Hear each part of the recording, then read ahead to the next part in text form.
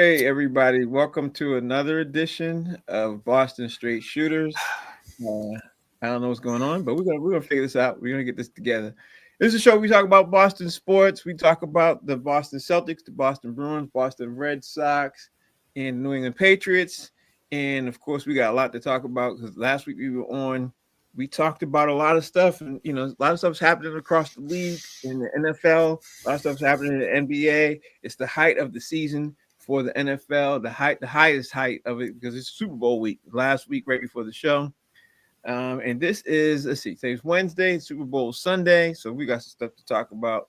I'm your host Frank. That's Steve looking down and trying to prepare for the show as we do the same thing all the time. Anyway, I'm gonna dive in, and we got a lot to talk about when it comes to the Patriots because at, as you guys are sitting at home looking at your own teams and you're looking at the teams going into the Super Bowl, we are looking at our team too. And our team this week is assembling coaches and starting to try to figure out from the coaching staff who they're going to add on before the draft, after the Super Bowl, and before the draft. Steve, throw the names out there of the names of the, and I'll come back to you after that. Give me the names, because I'm sure you have it, of all the coaching staff names that completed the staff that's out there now as the Patriots move forward. All right, so they have obviously hired Josh McDaniels as the offensive coordinator. They hired Terrell Williams from Detroit as the defensive coordinator. They finally hired wide receivers coach Todd Downing. He was tight ends coach / passing game coordinator Thomas Brown. He was the interim coach for Chicago. And got let go at the end of the season. They've filled out all the assistants. They've filled out special teams. They've filled out the safeties. They've hired offensive line coach Doug Marrone, who used to be with Jacksonville and Buffalo. A lot of this staff, and I'll just cut to the chase because we don't need to go through every single one of these guys. But the last guy they just hired was the wide receivers coach, and a lot of these guys have ties to Mike Vrabel when he was with Tennessee. Yeah. So they're all veterans now. They've been in the league long enough that we'll get to that. We'll get to that in a second. Let's get to that. Okay, go ahead. So what we're going to do right now is just look at the fact that the Patriots now they got their staff together. Since they got their staff together, they're going to focus on now between the Super Bowl, after Super Bowl, and before the draft. They're going to start focusing on who they're going to line up and try to get to sign, or at least identify who they want to sign, as free agents and make trades. Probably more so the trades, because you do signings of free agents between now up into training camp starts and everything else. Steve, so the thing that I want to throw out there is before you got into your long soliloquy, like I know you're about to, the thing I want to throw out there is Wes Welker was the hottest name out there. After Josh McDaniel, Wes Welker was the name that we were sitting up there talking about, that it could have been exciting to do, because if you're sitting at home and you've been paying attention, when Wes Welker went down to Miami, he helped identify people who they wanted to draft for the Miami Dolphins and people who they wanted to sign for the Miami Dolphins, and people also who they wanted to probably acquire by any other means off the street and stuff like that. Correct me if I'm wrong, Steve. Miami Dolphins had one of the best wide receiver rooms in the league. Oh, absolutely. No doubt about it. Look at Tyreek Hill and Jalen Waddle. Yep. Alone. And I'm not sure the other guys they have now off the top of my head because I don't have it in front of me. But, you could see, listen, they got playmakers for Tua. And, their offensive, their wide receivers were good. They torched the crap out of the Patriots the last probably 4 or 5 times they played them. So, I think Wes Welker probably did a good job there. And, he definitely would have did a good job here if he came here. But, maybe Vrabel's not familiar with him enough, so he didn't want to bring him on. Yeah, there's that. There's also the fact that probably the thing that stands out, maybe Wes Welker asked for too much money. I mean, when it comes to negotiating and things like that, you don't know what goes on behind the scenes. All you know is they either picked up the person, they didn't pick up the person. The things that I noticed this week in the last 7 days was Matthew Slater got released from the Patriots, which was shocking to me, and Wes Welker was not picked up. but the wide receivers coach who they did get does come in with a lot of credibility behind him. So I guess the thing is that um, I guess I'd ask you because I thought about this a couple of times. I'm kind of excited with the Patriots coaching staff because you could arguably say this is the best coaching staff assembled since 2003, 2004. You literally could say that. Because even though the Patriots won the Super Bowl and obviously in 2017, 2018, everything else, the coaching staff then wasn't as great as literally, statistically speaking, wasn't as great overall as it is now. And I think it's because of the hiring of Doug Marrone. Doug Marrone takes it a notch up. They still have Josh McDaniel, but they don't have Bill Belichick. But I think overall, maybe we could debate this. What's your thoughts on? Do you think where do you place this coaching staff rank in the last 20 plus years? Let's go since 2000. Oh, well, I agree with you. I mean, look, when they had Romeo Crennel and Charlie Weiss with Belichick, that's definitely the best coaching staff that they've had Yeah, because they had the run there. But I agree with you because I don't think that Matt Patricia or Joe Judge is better than any of these guys. right, And the tree, because the Patriots had so much success, and we've probably talked about this before, the guys kept getting stripped away. right. Right? And you had Skarnecchia retired, and you had the guys that when Josh McDaniel left, he took some of the guys with him, and so the Belichick, the tree, the guys coming in behind them was weaker. And this is a definite upgrade over anything probably since like 2017, 18, maybe even 19. And look, these guys are all experienced guys, which is what we need. And they definitely. Look, I'm going to stop so you can get your thoughts out there. But I think that this coaching staff is going to have them better positioned and better prepared than what we saw over the last probably 3 years that we've been watching them. And I'll speak. I think it's a conversation, Steve. It's a conversation. I think we could literally say that it might even be the best coaching staff in more so in the last 15. I mean, you could argue, even though the Patriots had a good coaching staff when they made that 3 years run to the Super Bowl when they played. Obviously, they played Seattle, then they played Atlanta and Philly. You know what I mean? And I said it out of turn. It was. No, I know what you're saying though, but I don't want to put this coaching staff ahead of them because those guys went to 8 consecutive AFC Championship games. So No, that has to be factored in. And that's the reason why I wanted to bring it up is because I am putting it up there in front of that because I think at that time it wasn't coaching. I think at that time it was talent. You know what I mean? Because at that time when Tom Brady was at the end of his career in the last 8-9 years, the Patriots were able to get a lot of players like what the Rams are about to do, what the Seahawks were able to do, most importantly, what the Chiefs are going to have been doing, what the Eagles are doing. You're able to get some really great players at discount rates because guys think if they come on board, they'll be able to come and make a run for the Super Bowl because they know that you're in Super Bowl contention. You know what I mean? Versus the 2002, 2001, 2, 3, 4, 5 years. Those guys, they hadn't had a run to the Super Bowl until they obviously ultimately they did. But they assembled a group of guys with a group of coaching staff and they coached their way to the Super Bowl. That's the point I'm trying to make. Versus because when Tom Brady is calling you in 2015,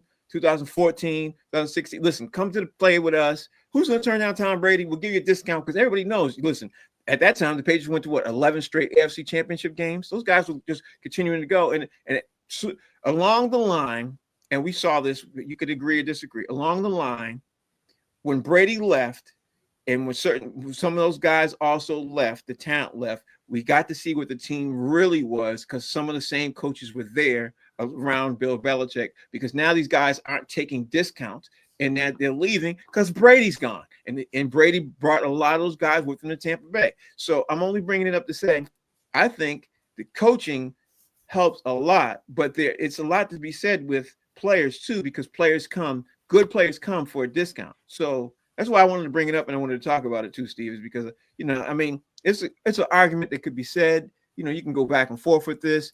And I'm going to put up this coaching staff right now. I looked at it and I looked at it clear across the board. This is the best Patriots coaching staff they've had in years. To me, more than I want to say it's the best coaching staff they've had since maybe 2007, 2008, around that time. You know what I mean? That's what I would put up. Maybe 8, 9, 10, those years.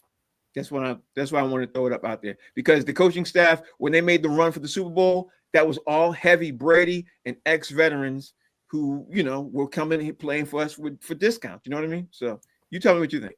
Well, use the 2007 season when they got Welker and Randy Right. Moss, right? That, to your point, that's a Brady, picked up the horn probably and said, "Hey, can we get him?" Where the talent really, you don't need coaching when you have Right. Randy Moss, right? So I get that.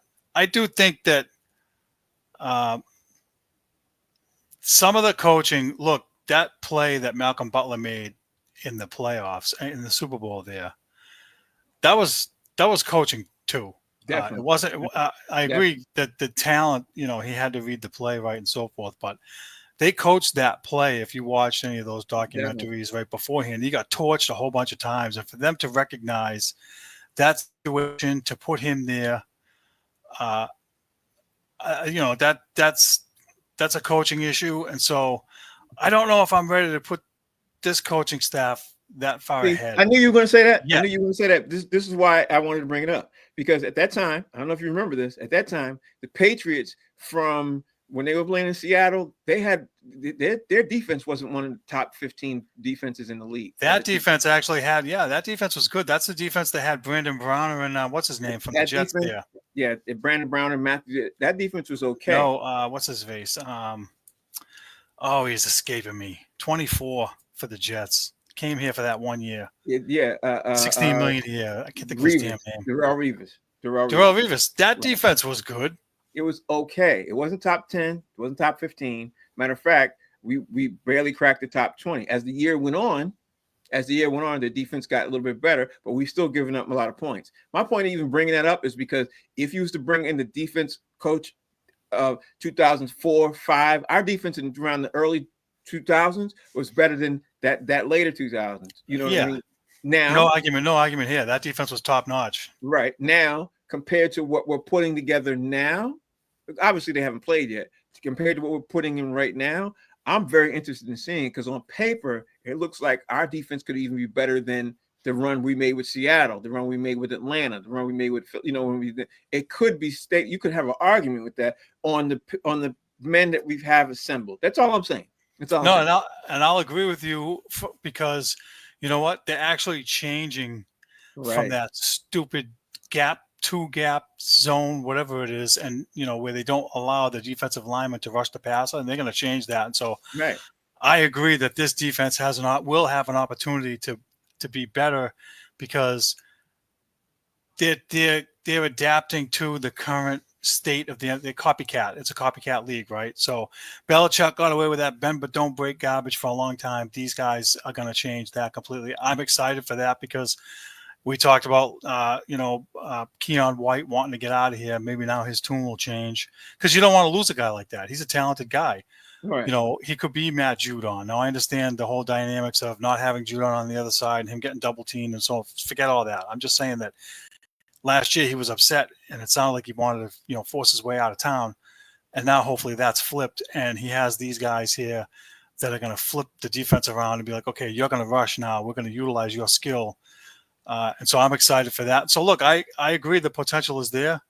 I think that this group should be able to do what the previous regime did before, when they had the next man up mentality. Hopefully these guys will be able to do that. That's what I'm excited about. Yeah. Now, if they end up landing, obviously drafting, there's a couple of people, if they want to draft, it's supposed to be, game changers, defensive ends and middle linebackers. It's supposed to be a couple of them. Some people are not as happy about them, but let's just throw his name out there. If they end up have a conversation with Myles Garrett and they end up convincing him to come, because you got Myles Garrett, you got Cooper Cupp who are out there. Honestly, I'd rather see Myles Garrett with Keon White, because they could be very disruptive if you're playing both of them at the same time with the new defensive scheme that they're planning on putting together. They could be groundbreaking guys that could change that up. If Myles Garrett agrees to come to the Patriots, I don't think he will, but let's just say he did and everything else. Do you like that idea? Does it make sense to you, or do you think he's past his prime? Where you at with that? I do like Myles Garrett, but I don't want to get him at 29 years old and sign him to big money or whatever's on his contract. And I'd rather have Cooper Cupp, to be honest with you. See, I disagree. I disagree. I disagree. Disagree. Well, put it this way: what's the one thing they need more than anything else? A wide receiver, and let's say T. Higgins is out. He's not in the mix. I'm just saying that, right?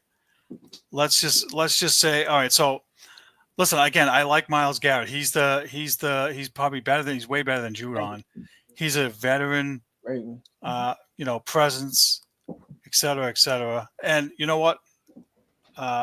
If they did, I wouldn't be opposed completely. But if I had to choose, I'd rather have Cooper Cupp because the wide receiver room has been so bereft of talent that you got to get a guy in here with the cap space that you have. And you know what? He's on a short term. He's only got 2 years left. I'd rather do that and get a veteran presence in the room, even though he has a history of injuries. He torched the freaking Patriots here when they played. And you know what? I don't have to pay T. Higgins $35 to $40 million a year for 5 or 7 years. I would rather have Cooper Cupp than Myles Garrett right now. They can get another guy to play defense. Yeah. See, I would rather have Myles Garrett for all the reasons that you're hoping that, Cooper Cupp is his 31, 32. 31, I think. Yeah, he's gonna have an injury. So if you get him, you're still gonna miss him for half the season. That's a fact. You know what I mean? He hasn't played. When was the last time he played a whole complete season? Probably 3 years ago. Okay, but Myles Garrett, right now, statistically speaking, and I heard this on Sports Center or one of these shows and everything else, he's one of the least injured defensive players in the league. He plays all the time. So for that reason alone, I'd rather have Myles Garrett. Now, if we were going to just throw out this there and say, hey, just to say they both would be played the entire season, yeah, I'd rather have Cooper Cupp. But realistically speaking, Cooper Kupp's going to be injured for half the season, and Myles Garrett's going to play for most of the entire season. So in that fact alone, I'd rather have Myles Garrett. The other reason why I like to have Myles Garrett is because of Cooper Cupp could change the offense slightly and make us be better as we're passing down, going down obviously trying to go down the field. But Myles Garrett would be so disruptive that it'd be really hard for other teams to score on us completely if they're playing him with Keon White. And again, another reason why, you know what I mean? Like one player makes you move up a little bit. The other player makes you, it is a dramatic seismic shift. You know what I mean? That's just the reason why I look at both of those. So I'll let you respond to that. That makes sense. That makes sense. Listen, I'm not opposed to Myles Garrett completely. And look, they need to replace whatever Judon brought. And, this guy's an actual defensive end. He can give Keon White that veteran presence and, give him tips and help him. Mm-hmm. And look, we saw Belichick do this in the early 2000s. He built from the defense first. He had all those guys. I mean, he had Richard Seymour. Then he got Will Fork. I mean, he got Vrabel. This is the same thing. They could build with the defense first. You already have Christian Barmore if he's coming back on defensive line. And you have Keon White, and you add Myles Garrett to that mix. Listen, again, I'll agree with you because their pass rush was so bad last year. I mean, they finished near the bottom of the league in sacks. And look at the teams that make the Super Bowl. Chris Jones. Mm-hmm. I don't know the guy's name on Philly, but they got 4 guys on the defensive line that are very disruptive. So, and they did it to us. The Giants did with 4 guys. Carolina did it with 4 guys. So look, the defensive linemen are key. And so, you could make an argument that, it would be nice to trade for him and get him here. But I don't know if he'll want to come here though, because he wants to go to a contender. So that would be a problem. But as far as just take all that out of the equation and say, can you get Myles Garrett in here? Would he come and all that nonsense? Yeah, I would say, yeah.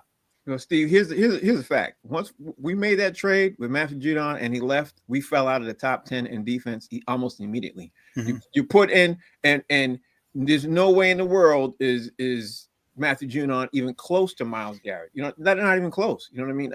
Matthew Judon is okay. You can block him if you have the right personnel. You could still hit him and chip him, and he'd be all right. Myles Garrett commands a double team every down he plays. There's no doubt about it. So now we already have 3 guys who are somewhat disruptive. But if you add that one player, he makes us have a Super Bowl type defense. Forget about the offense. I'm not saying we're going to go to the Super Bowl. I'm just saying we have we have that 4 lineup of guys on the front that now we don't have to blitz because we have 4 guys that can be disruptive hands down. Changes everything. That's why I think if I'm the New England Patriots, I say, listen, Vrabel, you have a relationship with Myles Garrett. You know him because you consulted for the Cleveland Browns. Let's have this conversation.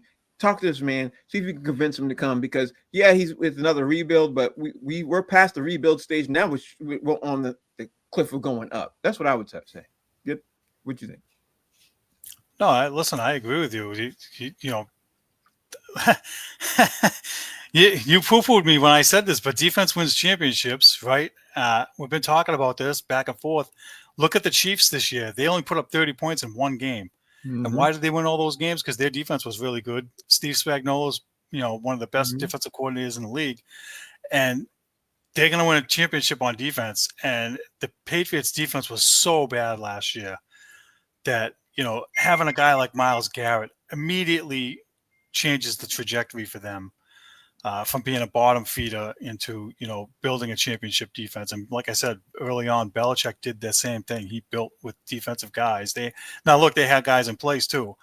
They had Bruschi, they had Ty Law, but he brought in Otis Smith and so on and so forth. So we don't have to revisit the whole thing, but I agree that, adding a guy like Myles Garrett or any kind of guy like that, it has to be considered with the free agent money that they have in cap space because they have to get guys that are disruptive. And so, again, I'm happy that this coaching staff is going to be a 180 from what Belichick was doing for 20 years because it doesn't work anymore. You get steamrolled. They couldn't stop the run. They couldn't generate any pass. And that technique it's outdated. And they got to get with the times and get with these guys that are in the Super Bowl. Yeah, definitely. All right, let's move on because I'm looking at the time. Let's move on. Let's talk about the Boston Bruins because as you wrote down, the Boston Bruins 1-2 and they lost one, and I don't know what another big beating 6-2 to Winnipeg Jets means, but I'm taking they got spanked. They got spanked back to back.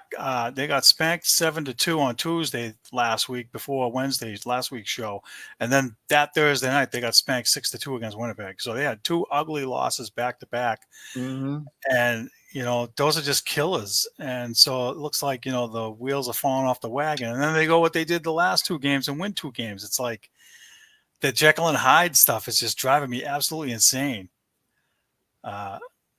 It's frustrating, and I don't know what the first 10 minutes of last night's game, they looked horrible. They had no shots on goal, Frank, for 10 minutes. And I'm like, and they won. That's the killer. They turned it into high gear, like right around the 10-minute mark of the first period. How are you feeling about them right now? I feel the same as I've felt for the last probably month, at least minimum. They're not going anywhere. They still need to make a major move, in my opinion, one way or another. We can get into that later, but I can't. Frank, they have 14 losses of 3 goals or more. That's tops in the league. That's bad. Their defense has been bad. Their penalty killing's been bad. They take stupid penalties. I'm not saying there's nothing good about them, but most of it's bad. So, you got negative net here being negative, but it's justified. I think negative net sounds like he's being kind of not so negative. He's trying to be well, listen, there's a difference between, a few years ago when, in December, we wanted to put him in the Stanley Cup Finals. This year at the eyeball test, if you can't watch a Bruins game right now and say that, there's issues, then you better take the blinders off, get you some Ray-Bans or something and fix your vision, go to, get LASIK surgery because, this team's just not that good. The funny thing is that they fell off so precipitously in 18 months, 2 years, that you would almost say that they moved one person or two people, and I don't know who that person is, who changed their whole culture and everything else. But some people will argue that it was the coach. You know what I mean? Because the fall off, it happens in every sport, everything. Some people think, in upper management, they think the person is, doesn't know as much as they think they do. They force them out. Person gets forced out. Next thing you know, the team implodes. Steve, what happened? Who was the person? Who's the guy? Or was it overall? I don't know. Is it something else? Well, we talked earlier in the year when they had the funk before they fired Jim Montgomery that he was the problem or Swayman was the problem because of his contract, Mm-hmm. and then to hear the color commentators that do the pregame and the postgame, those guys say it, and then Don Sweeney has a press conference after they fired Jim Montgomery, and there's a consensus that says there was a malaise during training camp that they noticed. And my argument, as I mentioned during that time, is okay. Everybody noticed this malaise or whatever you want to call it, but nobody was able to fix it. Nobody stepped in and said, okay, something's wrong here. What the bleep is going on? I don't know if the coach needed to have, one-on-one meetings with everybody or a team meeting, or Don Sweeney needed to go down there and have a team meeting or whatever. But if you guys got a sense that was an issue, then somebody should have been able to address it and rectify it. And I think that when Montgomery left, the first probably 10 or so games, the guys got rejuvenated, and then all of a sudden they reverted back to the same old habits. And so that's what we're seeing now. For some reason, I don't know if it's the system they're playing that they're not happy with. I don't know if they're I'll put it this way, their talent level is definitely dropped off, and that's part of it too. And so it's a combination. It's a combination of things.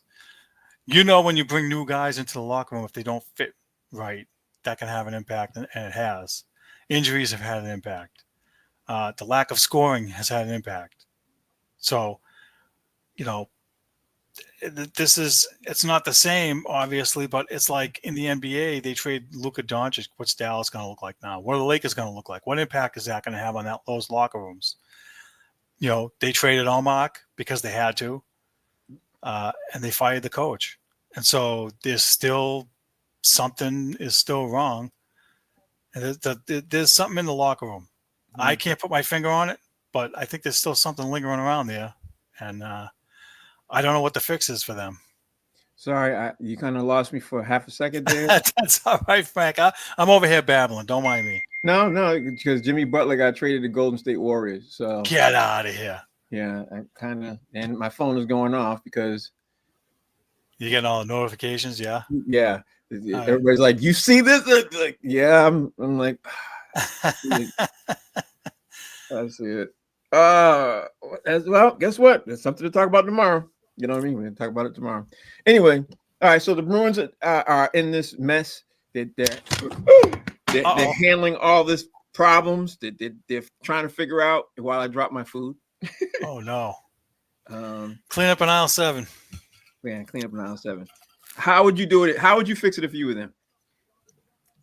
If I was Don Sweeney, I would seriously. If you go back a couple weeks, where Cam Neely said, "Hey, look, we have two paths. One where we're adding and making a playoff push, so to speak, and one where we're retooling." I'm in the retool camp.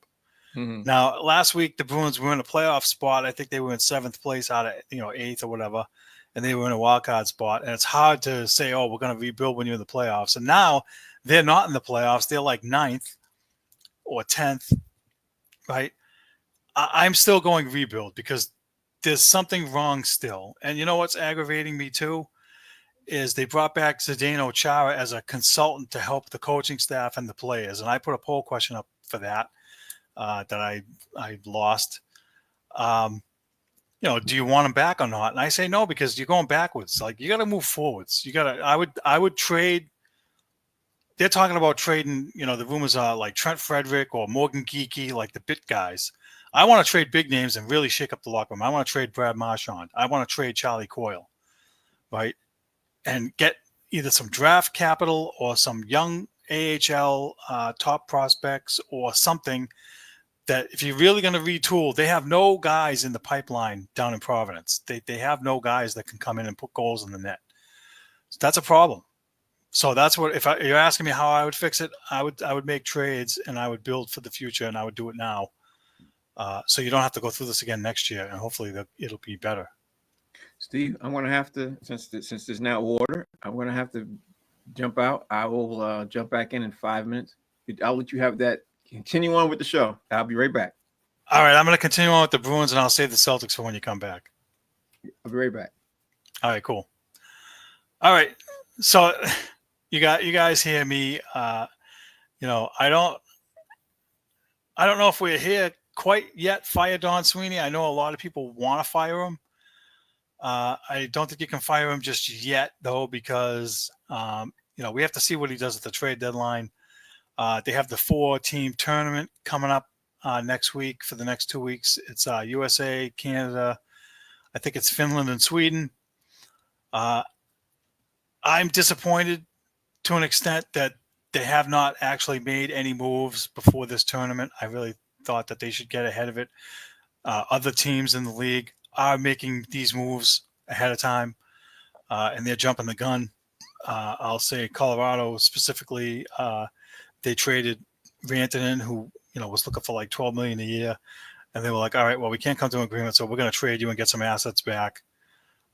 This is kind of where I think the jury's still out on firing Don Sweeney, but I have a funny feeling that at the end of the year, if they don't make the playoffs, he definitely needs to be fired because he built this mess. Now, I don't, listening to Charlie Jacobs and probably even Cam Neely, it's unlikely they'd fire him because they've made the playoffs most of the times that he's been the GM. I just think that if they want to really retool the way Cam Neely says it, you gotta do this too. You got to get rid of Don Sweeney at the end of the year if they don't make the playoffs and they don't add a goal scorer to help them get over the hump. They're bereft of goal scoring talent now, and they got no young guys in the pipeline. Even though they gained a few draft picks here and there last year, it's not enough to be drafting. I honestly at this point don't want them to make the playoffs because they're going to get swept in the first round, and it's going to be a useless 4 games for them. And again, the frustration that I have with the Jacobs in general is that all they care about is getting 2 extra home games. That seems to be good enough for them. It's been my mantra for them other than the year they won the Cup. And I'll say other than, a few years ago when they really went for it, when Bergeron and Krejci were here and all that. So, look, there's been some years where they really went for it, and there's been some years where they like did a Band-Aid move that they thought was going to get them over the hump, and it didn't work, and they got bounced in the first round anyway. So,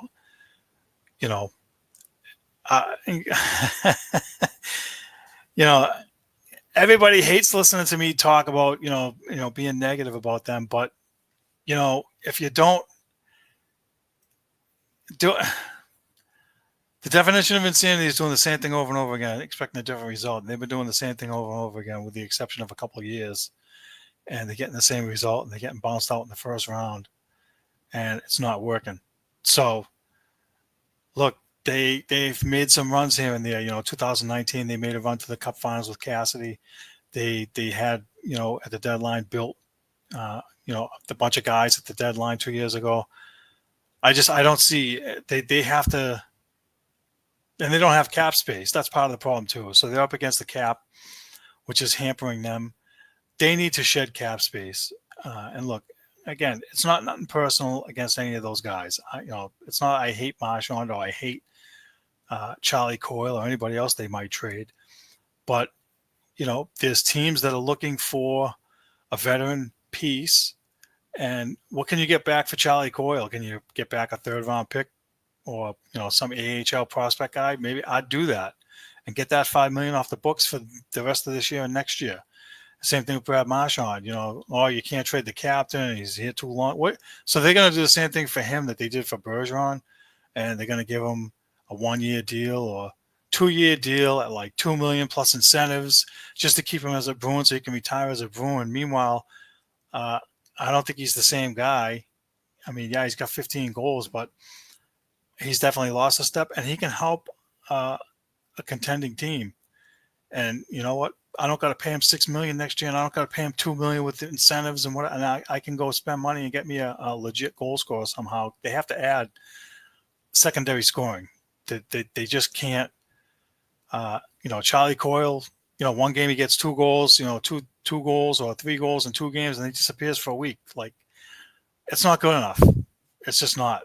The new guys that they've got have not fit in. Elias Lindholm has not been the number 1 center that they hoped he would be, or that I hoped he would be. I thought it was a good signing when they got him.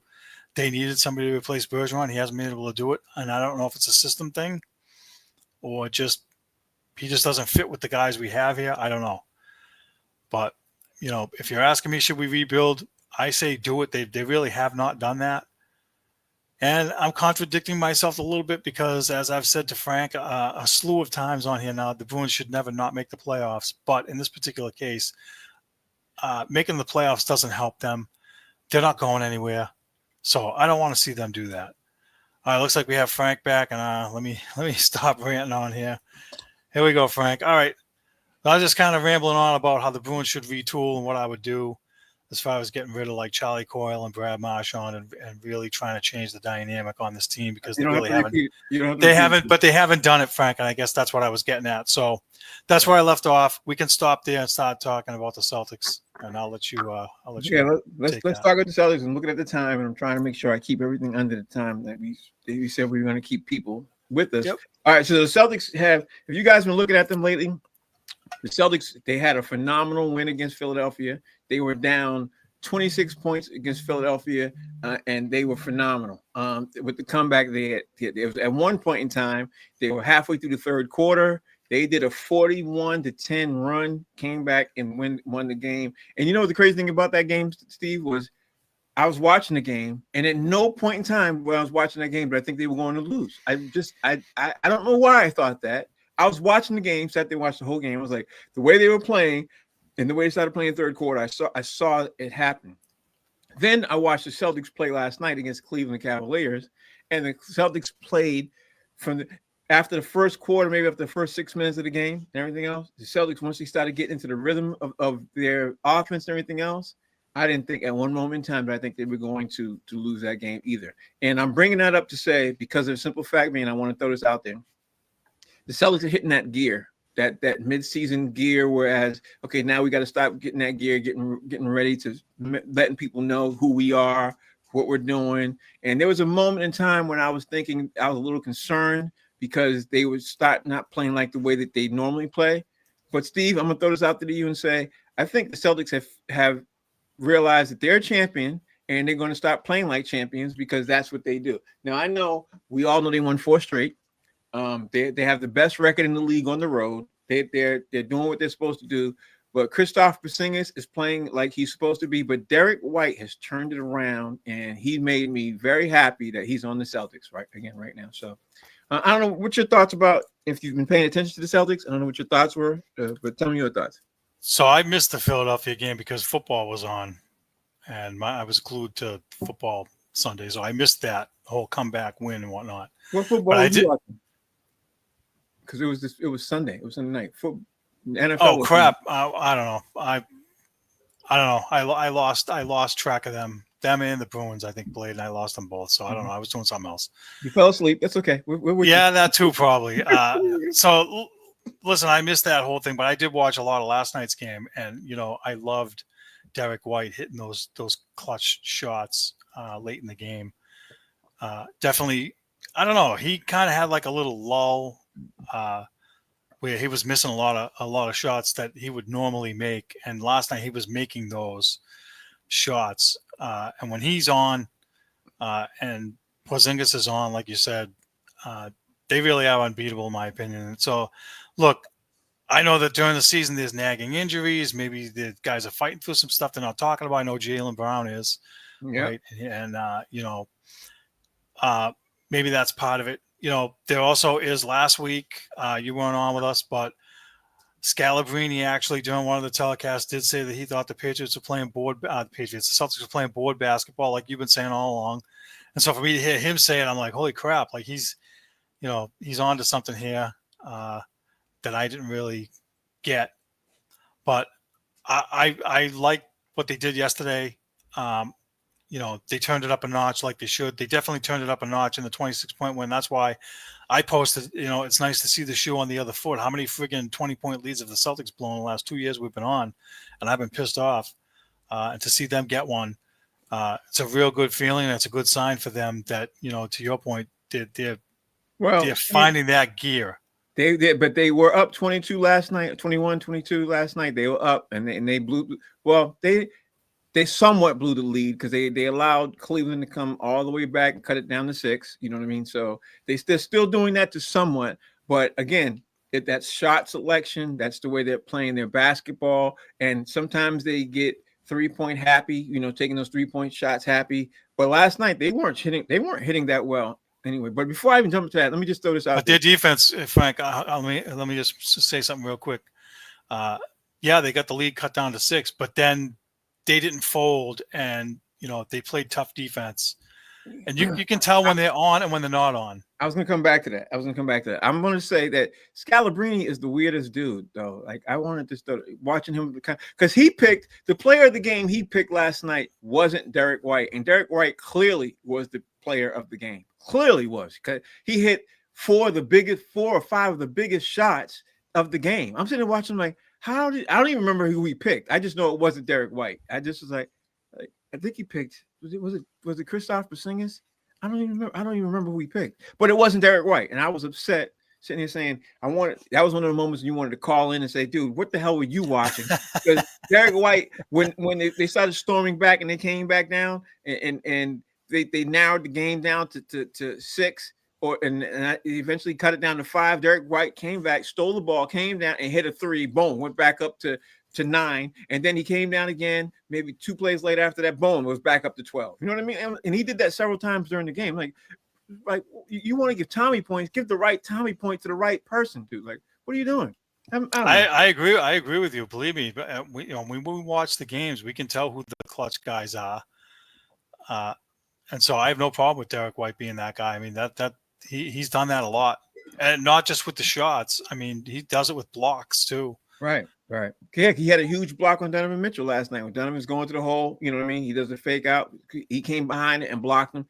He didn't get a Tommy point for that. I'm like, yeah, the logic escapes me, Frank. I really don't get it, and I don't know I don't know. I don't have an answer for that. I don't either. We're all going to yell at our TV and be like, "Are you a guy? Are you serious? Like, what are you looking at?" That's one of the moments where I wish, that Nesson or whoever it is with NBC Sports Boston, I wish they had a hotline so guys could call in and say you could agree or disagree. But I will say, who's the commentator that they have up there who used to play for the Celtics? That he's on every game. I can't remember this guy's name right now, but he's always spot on. This used to be the shooter. Yeah, I got his face picture. And I watch him every night too. Oh my God. Yeah. This is awful. I watch him every night. And I can't think of his damn name. But that's awful. But I know who you're talking about. He's not only usually. I mean, I can't think of one game that he's commentated on, and he's in studio with Eddie House. Eddie House. I can't think of one game that Eddie House has called and he's been wrong. I can't think of one. You know what I mean? And honestly, I would like to have him at the games doing the color commentating because he does a better he does a better commentary on the game as he sees it than Scal or any of those guys that they have. Honestly, he's the best one. I don't know why they haven't. Conversation for another day. I'm gonna definitely, if I bump into him, I'm like, why aren't you on the road with the Celtics? Because you identify he's so good he could be a coach. You know what I mean? He's that good. He's so good he could be a coach. Scal, on the other hand, I agree. I like him in the studio, so I don't know why they. Maybe he has an issue where he just can't do that job. The job he's doing is maybe he's not in the Boston area. Maybe he lives somewhere down south and they just tap him in all the time. I don't know. It's a great point. Anyway, look at the time. Let's move on. We talked about the Patriots. We talked about the Bruins. We talked about the Celtics. You want to give a quick note about the Red Sox because the Red Sox did one thing, and I'll let you say that. Yeah, there you go. There it is, right there. He put it on big letters. Truck day, woohoo! There's no excitement, Frank. It showed up on the news, and I was like, "Oh, really? It was truck day? What? Okay, whatever." Honestly, it came by so fast. I'm like, "Is it that time already?" Then you start looking at the date. You're like, "Yeah, I guess it is because it's the date." So, dude, I didn't realize until I look, and then I'm looking at it, and pitches and catches are reporting next week. Yeah, I feel like baseball just ended, and now it's restarting back up already. It doesn't feel like it ended to me. It feels like it's about time for it to get started because I wanted to get started. But I wanted to move on because I wanted to talk about these poll questions you have, and I wanted to go over some of that again. So, okay, the Red Sox had truck day. The Red Sox in conversations about trying to get a couple people for designated hitter, but the Red Sox have just pulled the wool over your eyes there. We covered the Red Sox. So now let's talk about the poll questions and let's do our what ifs and possibilities. So go ahead. All right. So you want the poll questions or you want the predictions? This is poll questions. These are last week's poll Poll questions. questions. Poll questions first. Yeah. Should the Patriots trade the number 4 overall pick to Cleveland for Myles Garrett? We had 0% yes and 100% no. Nobody wanted to do that because they felt Because it was too the old. way it's the way you asked the question. And that's where I wanted to see now for the number 4 pick overall for Myles Garrett. I wouldn't do that either. But if you asked the question, hey, should the Patriots make a trade for Myles Garrett? I would say yes. But the number 4 overall, that's too much. That's too much. Okay, makes sense. That's too much. Honestly, you said that should the Patriots trade a pie in the sky for this guy? No, no, not even close. Right. I know there was a Zdeno Chara poll question because I asked if anybody wanted him back, but I don't have it in front of me. I lost the results, so I apologize for that. It's okay. Yeah. Okay, keep going. Who's winning the Super Bowl 59, the Chiefs or the Eagles? We had a 50-50 split. Really? Okay, so 50-50 split. So as long as that 50-50 wasn't me and you, we were all right. So who do you think is going to win the Super Bowl? You got, because now it's the show before the Super Bowl. Who you got? And whoever you got, I'm taking the opposite of. Okay. Again, this is just like the Buffalo game, right? I wanted Buffalo to win, and I picked Baltimore, and I got egg on my face, right? Actually, I picked Buffalo against the Chiefs. I want Buffalo against the Chiefs, but I knew the Chiefs were going to win. This is the same thing. The Chiefs are going to win. It's all flags and rigged and whatever. I'm not going to go down that road now, but you can't go and listen. Take that part of it away. This is Patrick Mahomes is basically the Tom Brady or whatever of now. The guy just finds a way to get it done, and you can't bet against them. That's where I'm at. So I think the Chiefs squeak it out like they always do, but I don't want them to win. Let's put it that way. I want Philly. Here's interesting things. Right now, the NFL is concerned from what people have been saying, everything else, that this might be the lowest viewed Super Bowl. Now, I think it will turn into one of the highest viewed Super Bowls in game if the Philadelphia Eagles come out and start winning the game and they win the game throughout. I think more people return to the game because they say, "Oh my God, the Chiefs are losing," and I think more people turn to it. But if the Chiefs start the game out and they start taking the lead, I think a lot of people are going to cross the country. I think a lot of people are going to turn the TV off because they don't want to see the Chiefs win. And I think it will be one of the lowest rated Super Bowls ever to watch. I don't care if Taylor Swift is there or not, because overall, people are sick and tired of seeing the Chiefs win. I think that's the issue. So with that being said, knowing all of that, knowing that the Eagles have a great running game, and I've been saying this all along on my other show, I think that this could be the game where the Chiefs could get exposed, because I've said it forever, and I always will say it. Whatever your weakness is, it will get exposed somewhere along in the playoffs. You know what I mean? There has never been in the history of the game where a person has won any Super Bowl without their weakness being exposed. It's never happened. And I think especially if it's a big one, you know what I mean? You might go ahead. So here's, and I heard you earlier on your other show talking about how big Philadelphia's offensive line is, right, compared to most, and compared to the Chiefs' defensive line. And so the games are won and lost in the trenches. Yeah. And so, you got those big hogs up there, making running lanes for Saquon Barkley. That's one weakness to expose. The other one too is on defense. Philadelphia's pass rush is amongst the best in the league, and so their opportunity, the best in the league, and so what they would have to do. And I heard this comparison on talk radio, sports radio, is that their defense would have to do what Tampa Bay's defense did to Kansas City when Tom Brady played them, and basically neutralize Kansas City's offense. And so those two factors have to factor in for Philadelphia to win the game. And it's not a stretch that they wouldn't be able to do it. Yeah, and that's why I threw it out there, because I think it is. And you said it already. all NFL games are won in the trenches. It Yep. starts right there between the offensive line against the defensive line. And I didn't realize until Stephen A. Smith said it that the offensive line average is 25 pounds heavier than the defensive line average. I was like, wow, that's a lot of weight and it's a lot of muscle.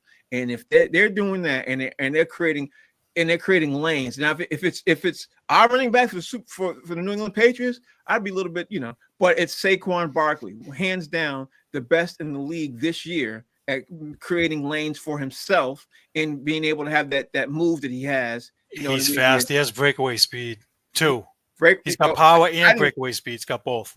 And you're talking about power, breakaway speed, but the most important thing that he has that's probably the most underrated is that first move to get you to go one way when he's going the other way, right when he gets the ball behind the line. You know what I mean? Right then and there. And you saw that first play of the game against Washington last week. First play, he made that one move and he was gone.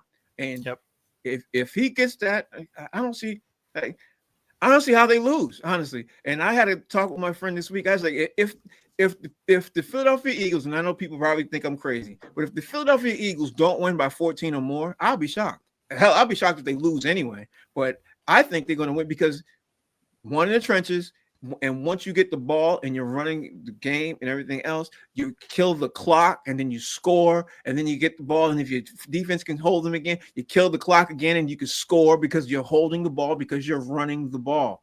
That's why I said I think the Eagles could win. And not only will they win, I think they might win by 14 or more. That's just my point.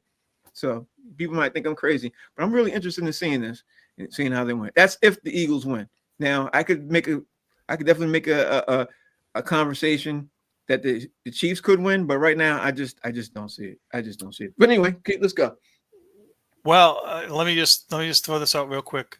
When they break down like who has the edge? Yep. Philly's defensive line versus Kansas City's offensive line, edge Philly, right? Philly's offensive line versus Kansas City's defensive line, edge Philly, like that kind of breakdown. And you're going to see it for 6 hours on Sunday, right? Yeah. That's what you want to see who has the edge in all the matchups. And that's going to help determine how that game is going to go. All right, sorry. On the offense and defense, the edge both goes to Philly. So, and that's the part that on offense and defense, the edge both goes to Philly. So I don't know. I don't know. But, the one thing that the Philly doesn't have going for them is the edge where it goes for refs versus not refs. That's the part. Let me tell you something. It didn't dawn on me until like probably 10 minutes ago that I should have had a yellow flag over here when we were making these picks. Because or a ref shirt, one or the other, because that side of that is just, we already know how that's going to go. And I said it during box seats. Statistically speaking, looking at all the calls since the beginning of the playoffs, you're looking at almost, I think it was 32 calls, and 30 of them went to the Chiefs. What I gave you those stats. The Chiefs in 11 playoff games, the Chiefs are 10-1. No, you gave it to me. They've been penalized 30 times, and the opponents have been penalized. I was talking about those 66. Stats. I wouldn't talk about those stats because those stats were years before. I'm talking about just this playoffs alone.